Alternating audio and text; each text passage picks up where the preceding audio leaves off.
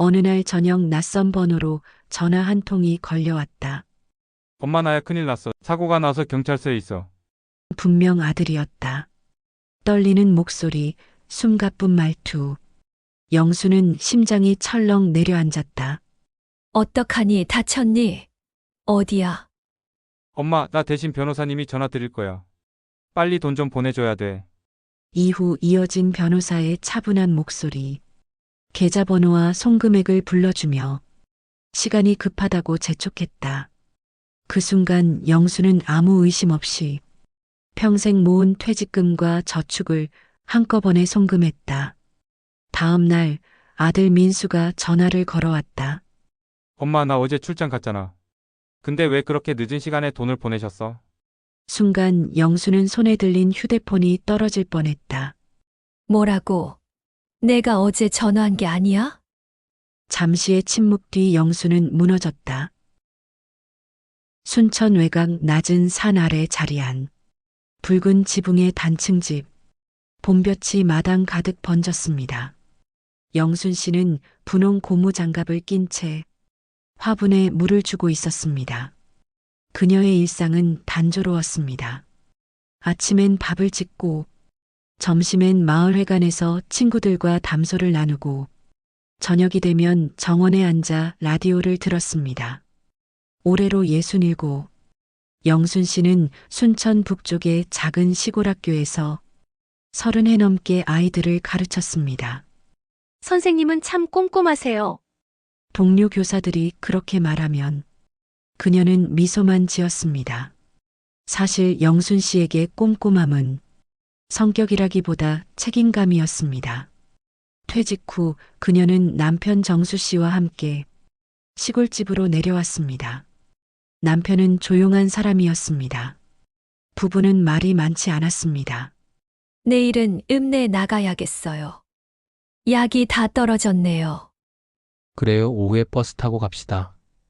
짧은 대화가 전부였습니다. 그저 서로의 존재를 확인하는 정도의 온도였습니다. 아들은 서울에 있었습니다. 맞벌이하는 아들 부부는 1년에 한두 번만 고향에 내려왔습니다. 엄마 바빠서 이번 명절엔 못 내려갈 것 같아요. 전화를 받을 때마다 영순 씨의 목소리는 조금씩 작아졌습니다. 처음엔 서운했지만 이젠 익숙했습니다. 그녀는 아들에게 짐이 되지 않으려 애썼습니다. 아프다는 말도 외롭다는 말도 하지 않았습니다. 괜찮다는 말이 입버릇처럼 따라다녔습니다. 그날 오후 마을회관에서 돌아온 그녀는 우체통을 열었습니다. 은행에서 온 우편물이 한 장 꽂혀 있었습니다. 금융 보안 안내문, 보이스피싱 피해 주의. 작은 글씨들이 빼곡히 적혀 있었지만 영순 씨는 깊이 읽지 않았습니다. 설마 별일 있겠어.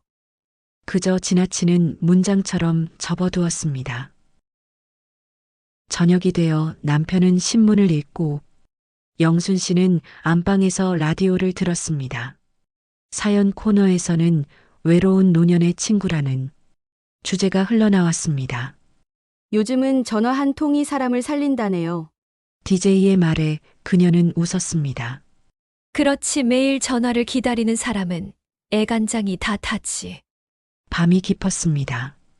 창문을 닫으며 영순 씨는 잠시 하늘을 올려다보았습니다. 봄달이 둥글게 걸려 있었습니다. 민수는 오늘도 야근하려나. 그녀의 시선은 허공을 맴돌았습니다. 마음 한구석이 허전했습니다. 그때 침대 머리맡에 휴대폰이 잠시 반짝였습니다. 문자 알림이었지만 내용은 스팸 광고였습니다. 그녀는 그냥 웃으며 화면을 꺼버렸습니다. 요즘은 별의별 문자가 다 오네.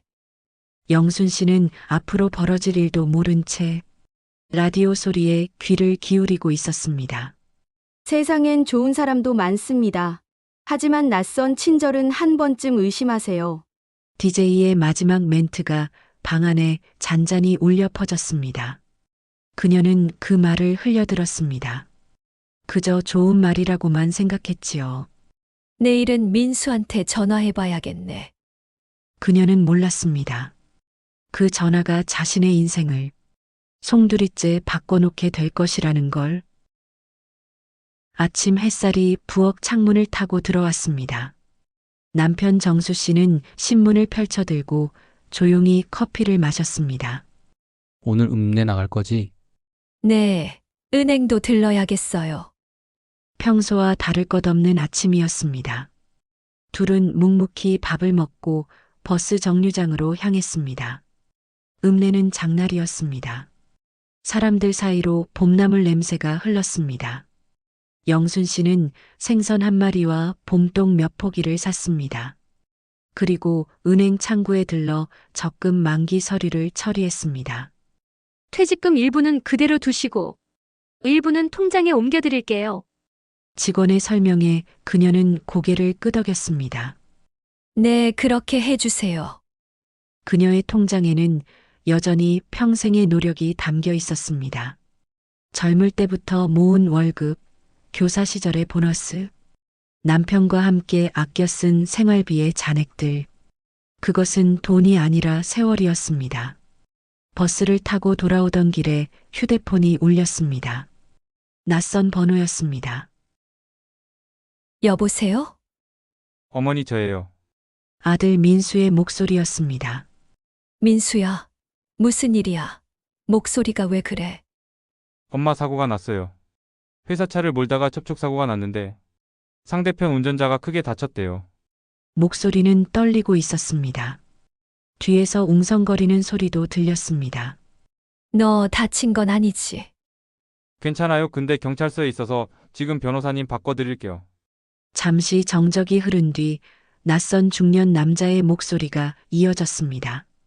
안녕하세요. 저는 변호사 박진수라고 합니다. 지금 아드님 사건이 급해서 연락드렸습니다. 영순 씨는 손에 쥔 휴대폰을 덜덜 떨며 붙잡았습니다. 사고가 많이 났습니까? 예, 다행히 인명피해는 크지 않지만 상대가 합의를 강하게 요구하고 있습니다. 지금 합의금 일부만 입금해 주시면 바로 조치하겠습니다. 그녀는 머리가 하얘졌습니다. 버스 안에서 사람들의 말소리가 멀어졌습니다. 얼마나 필요합니까? 지금 당장 5천만 원만 보내주시면 됩니다. 그녀는 곧장 집으로 달려왔습니다. 집에 도착하자마자 남편이 물었습니다. 무슨 일 있어? 왜 그래? 민수가 사고를 내서 지금 경찰서에 있대요. 변호사한테서 전화가 왔어요. 뭐라고? 연락처 있어?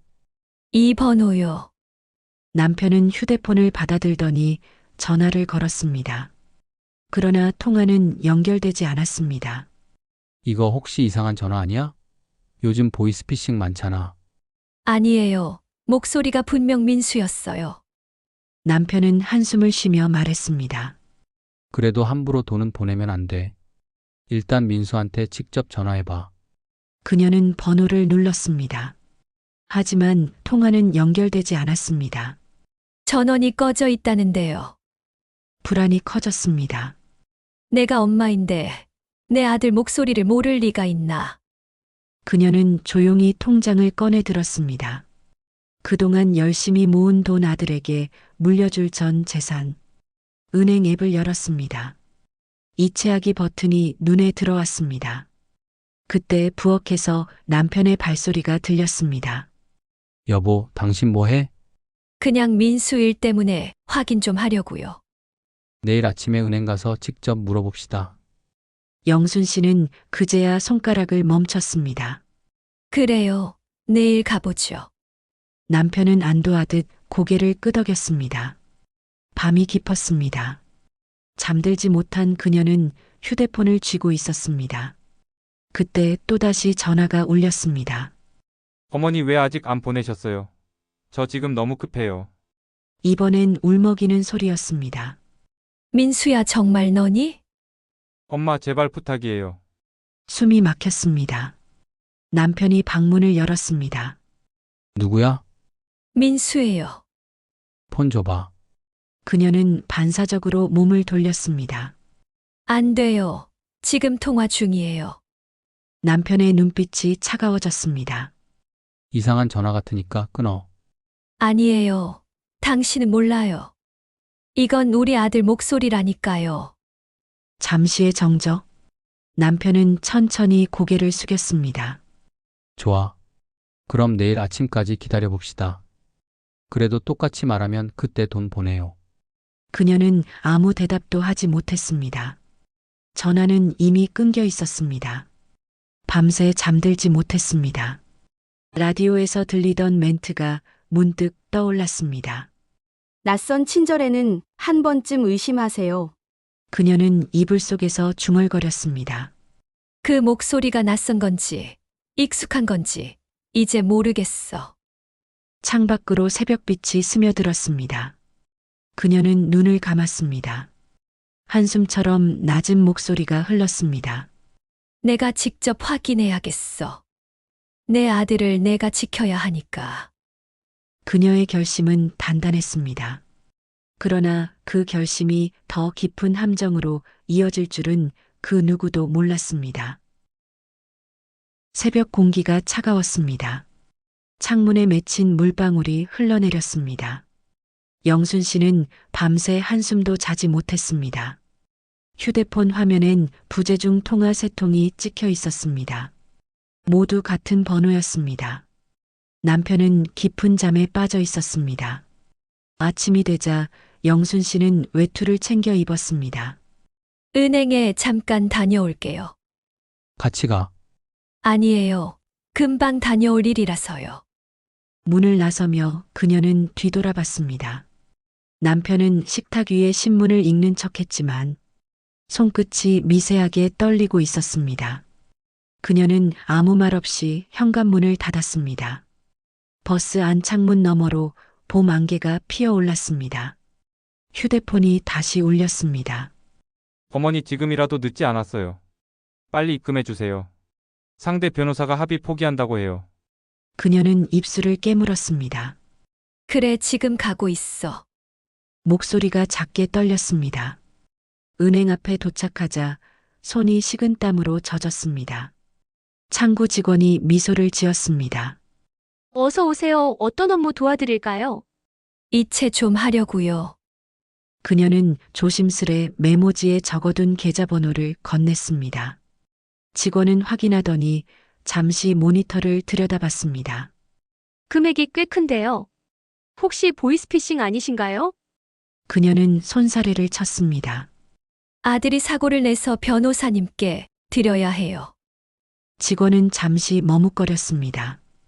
요즘 그런 사례가 많습니다. 아드님 직접 통화는 해보셨어요? 어젯밤에 했어요. 직접 목소리 들었어요. 직원은 더 묻지 않았습니다. 잠시 후 영순 씨의 손끝에서 이체 완료 문구가 떴습니다. 화면 위 숫자들이 순식간에 0으로 바뀌었습니다. 그녀는 화면을 오래도록 바라봤습니다. 마음속에서 뭔가 천천히 무너졌습니다. 집으로 돌아오는 길, 마을 버스 창밖으로 봄 햇살이 부서졌습니다. 그러나 그 빛이 따뜻하지 않았습니다. 손바닥 위에 남은 통장이 무겁게 느껴졌습니다. 현관문을 열자 남편의 목소리가 들렸습니다. 은행 갔다 왔어? 예. 돈은 안 보냈지? 그녀는 대답하지 못했습니다. 그의 얼굴이 굳어졌습니다. 보냈어? 그녀는 고개를 떨궜습니다. 잠시 침묵이 흘렀습니다. 남편의 손이 덜덜 떨렸습니다.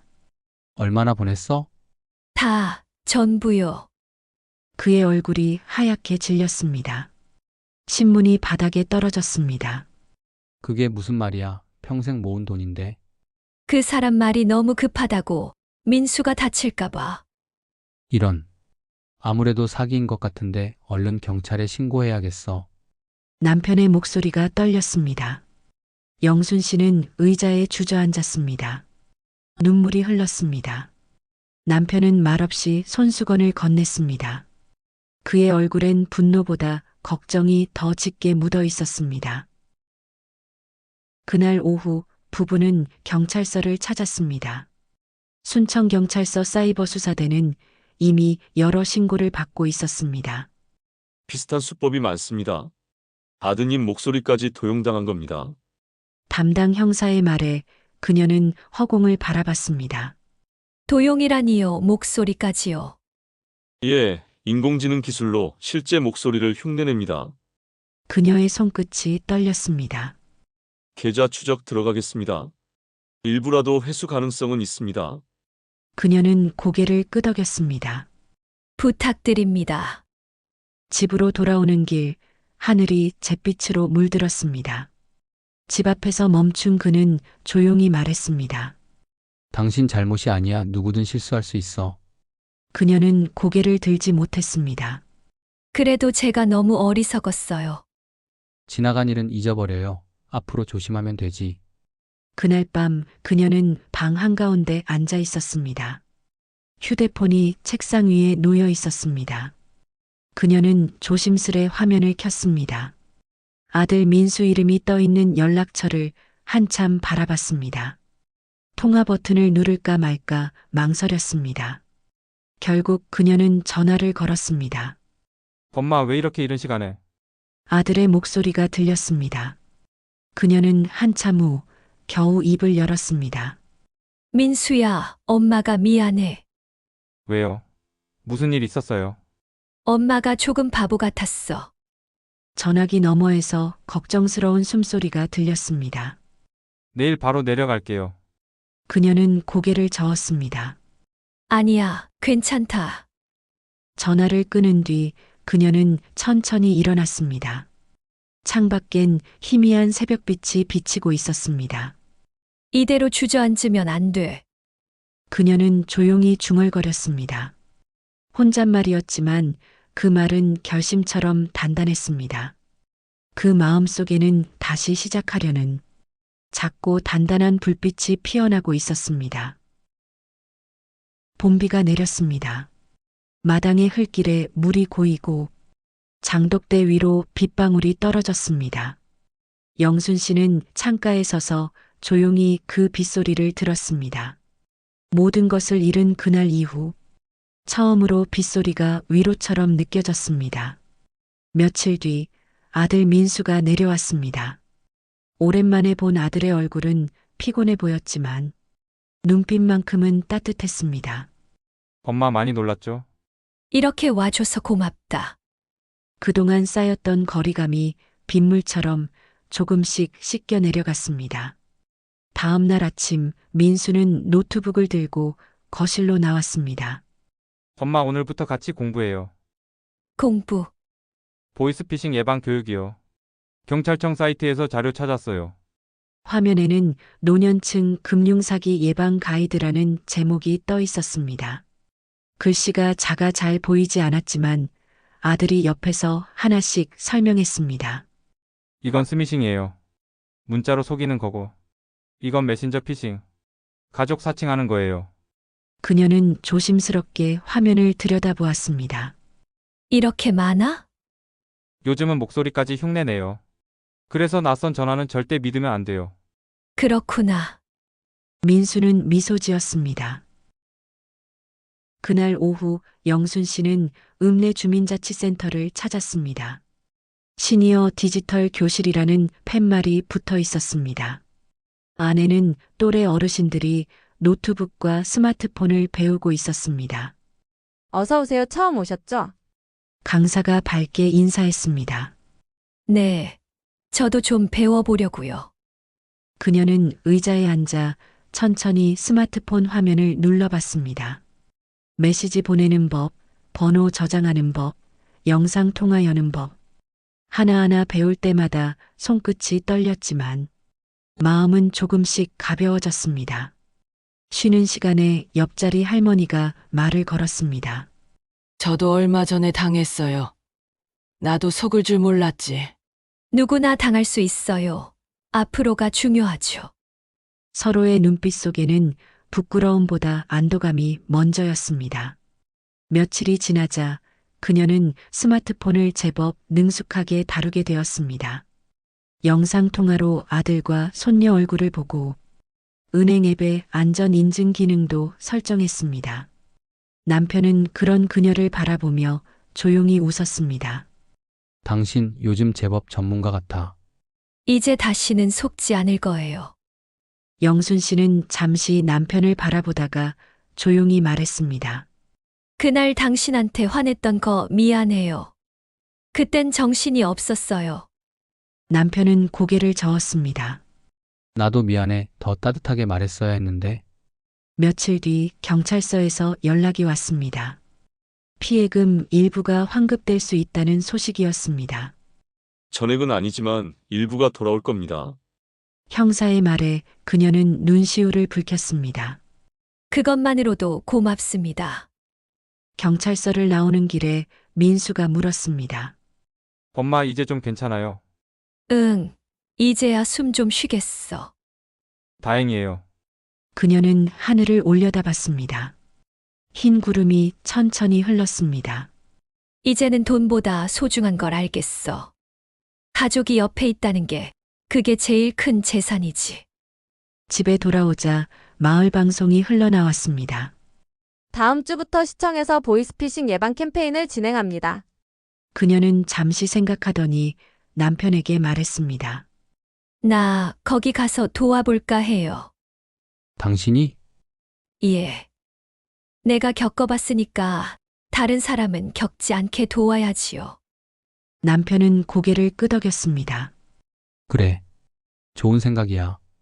며칠 후 노란 조끼를 입은 영순 씨가 마이크를 잡았습니다. 저도 피해자였어요. 그때는 세상이 무너진 줄 알았지요. 하지만 다시 일어섰어요. 모르는 전화는 끊고 가족과 먼저 확인하세요. 우리 모두 지혜롭게 지켜요. 사람들이 고개를 끄덕였습니다. 해질녘 집으로 돌아오는 길, 논두렁에 붉은 노을이 물들었습니다. 그녀는 조용히 중얼거렸습니다. 이제야 조금 알겠어. 가족이 있다는 건 참 감사한 일이야. 그녀의 발걸음이 한결 가벼웠습니다. 집 앞에 선 남편이 손을 흔들었습니다. 수고했어. 밤이 되어 창가에 앉은 그녀는 다시 라디오를 켰습니다. 낯선 친절보다 지금 내 곁에 있는 가족과 마음을 나누세요. 그녀는 미소 지었습니다. 여보, 사기당했다고 화내지 않아줘서 고마워요. 남편은 부드럽게 웃으며 당신만 건강하면 그걸로 됐어.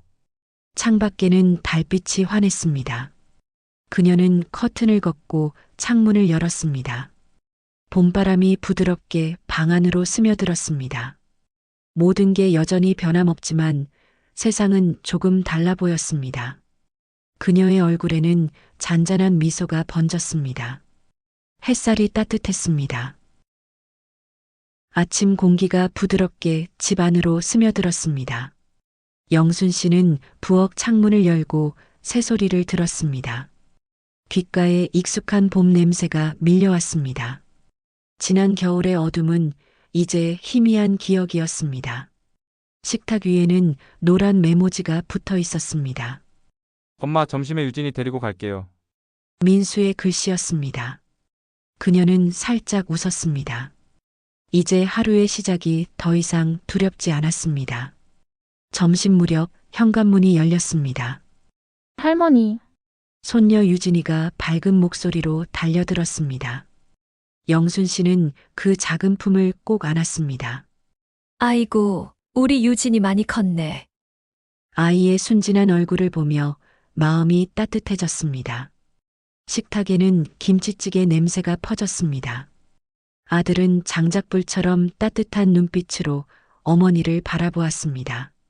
엄마, 요즘 센터에서 강의 잘하고 있다면서요. 응, 주민들이랑 같이 하는 거지. 처음엔 떨렸는데, 이제는 내가 말하는 게 도움이 된대. 민수가 웃었습니다. 엄마 덕분에 피해 막은 사람도 많대요.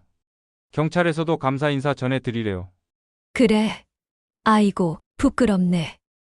그저 내가 겪은 걸 나눈 것뿐인데. 그게 제일 큰 용기예요. 아들의 목소리에는 자부심이 묻어 있었습니다. 그녀는 조용히 고개를 숙였습니다. 그 말이 마음속 깊이 닿았습니다. 식사가 끝난 뒤 세 사람은 마당으로 나왔습니다. 매화꽃이 하얗게 피어 있었습니다. 유진이가 꽃잎을 손에 올려놓고 말했습니다. 할머니 이 꽃 진짜 예뻐요. 응, 겨울에 얼었다가도 봄이 오면 다시 피는 거야.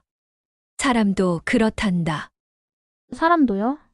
그래, 힘든 일 있어도 다시 웃을 수 있단다.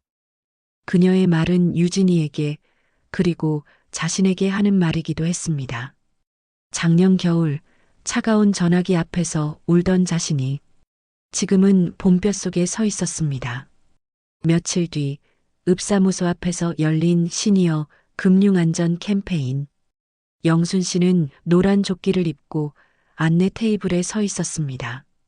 오가는 어르신들에게 전단지를 건네며 인사를 했습니다. 모르는 전화, 문자 조심하세요. 그녀의 말에는 단호함과 따뜻함이 함께 담겨 있었습니다. 그날 한 어르신이 다가와 손을 잡았습니다. 이런 자리 만들어줘서 고마워요. 나도 얼마 전에 속을 뻔했어요. 괜찮아요. 미리 알고 대비하면 다행이지요. 그녀는 상대의 손을 꼭 잡았습니다. 행사가 끝난 뒤 구청 직원이 다가왔습니다. 어르신 혹시 다음 달에도 강의 맡아주실 수 있을까요? 제가요? 예, 어르신 덕분에 반응이 좋았어요. 실제 피해자의 이야기가 가장 와닿는다고 하시더라고요.